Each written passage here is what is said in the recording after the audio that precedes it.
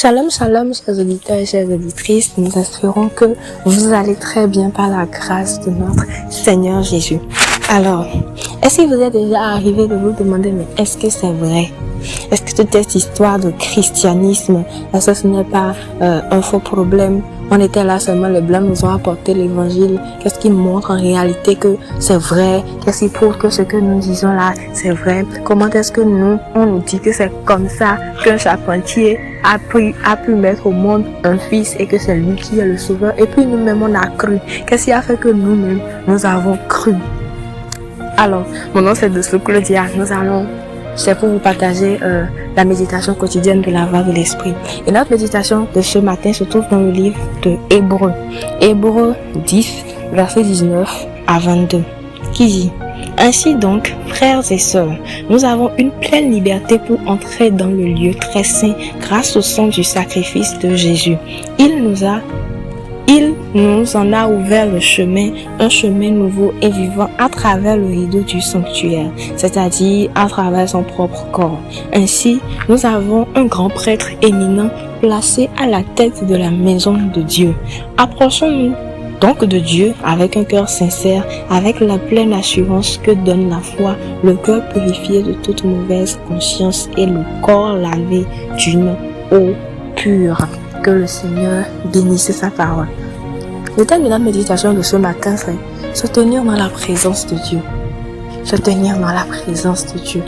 Avoir l'assurance que nous sommes dans la présence de Dieu.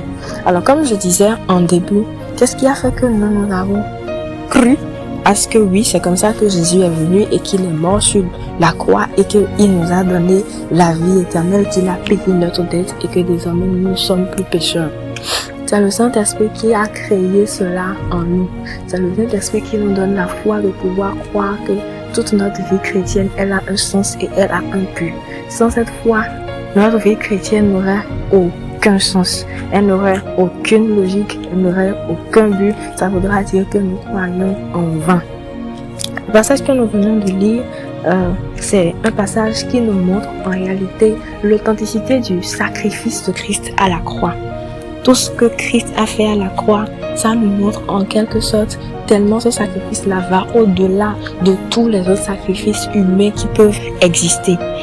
Ici, l'apôtre Paul nous exhorte à pouvoir nous approcher de Dieu avec une assurance.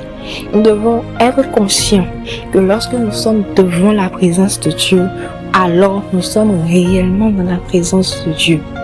Avant, ce n'était qu'une seule fois par an que le souverain sacrificateur avait le droit d'entrer dans le lieu très saint. Le parvis qui est là pour tout le monde. Après cela, il y a le lieu saint et le lieu très saint où le souverain sacrificateur n'avait le droit d'entrer qu'une seule fois par an. Et il fallait qu'il puisse se purifier, il fallait qu'il puisse avoir un cœur pur, il fallait qu'il puisse être parfaitement saint, parfaitement en accord avec le Seigneur avant de pouvoir entrer dans le lieu saint. C'est cette allusion-là que Paul était en train de faire. Mais nous, aujourd'hui, puisque Jésus-Christ est allé à la croix et qu'il a déchiré même le voile qui séparait le lieu très saint des deux autres endroits, ça veut dire que nous avons toute la pleine capacité, nous avons le libre chemin de pouvoir entrer dans le lieu très saint simplement parce que Jésus-Christ, il a brisé sa chair pour nous à la croix. Nous devons savoir que nous avons déjà été purifiés une fois pour toutes. Nous avons été lavés une fois pour toutes. Et que ce n'est plus comme avant où nous avions besoin de le refaire à chaque fois lorsque nous voulons entrer dans la présence de Dieu. Jésus-Christ, par son sacrifice, puisque ce sacrifice couvre déjà tous les autres sacrifices humains, nous a purifiés déjà une fois pour toutes. Nous devons savoir que lorsque nous entrons dans la présence de Dieu, nous avons déjà été purifiés par le sang de Jésus et que Dieu nous regarde au travers de son Fils Jésus. Nous devons savoir que là où je suis dans la présence de Dieu vivant. Je ne suis pas venu devant simplement une divinité, mais je suis venu devant le Dieu vivant, celui-là qui m'a donné la vie au travers de la mort de son Fils Jésus-Christ. Avant, comme je l'ai dit, pour pouvoir entrer dans le temple, il fallait être pur, avoir un cœur sincère, être lavé et purifié de tout. Et comme je vais encore le dire encore, Jésus-Christ nous a purifiés une fois pour toutes.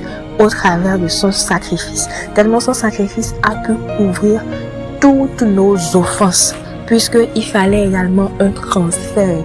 Il fallait, puisque nous avons péché, Dieu était obligé d'utiliser son fils Jésus qui était innocent, qui n'avait jamais connu de péché, afin de pouvoir faire ce transfert-là. Et désormais, Dieu, il nous regarde à travers son fils Jésus. Nous devons être conscients que lorsque nous sommes dans la présence de Dieu, nous sommes réellement en présence de Dieu. Ne pas penser peut-être que si je suis devant Dieu, c'est peut-être par chance ou par hasard. Non, il n'y a pas de hasard avec Dieu. Si nous sommes en présence de Dieu, c'est que nous sommes en présence de Dieu et nous devons avoir cette assurance-là permanente en nous. Lorsque nous nous trouvons devant la présence de Dieu, nous devons être sûrs que Dieu, il est là et qu'il nous entend. J'ai toujours regardé cette expérience que l'Éternel avait avec Moïse comme une admiration. La Bible dit que Dieu parlait avec Moïse face à face comme nous parlons entre nous, entre amis. Moïse avait pu cultiver cette intimité-là avec le Seigneur et il arrivait à parler avec Dieu face à face.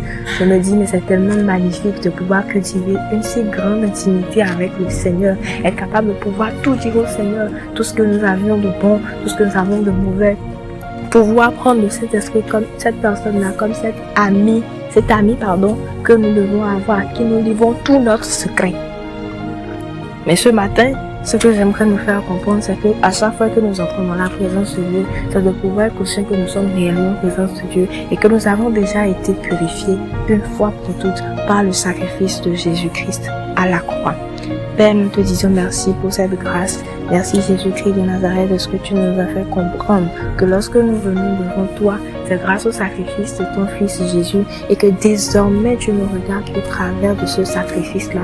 Désormais tu ne nous considères plus comme étant pécheurs, tu nous considères comme étant tes enfants. Tu ne nous considères pas seulement comme des connaissances, non, mais tu nous considères comme étant tes enfants.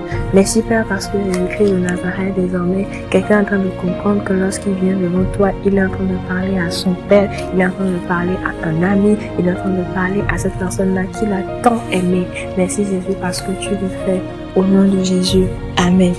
Passez une bonne journée.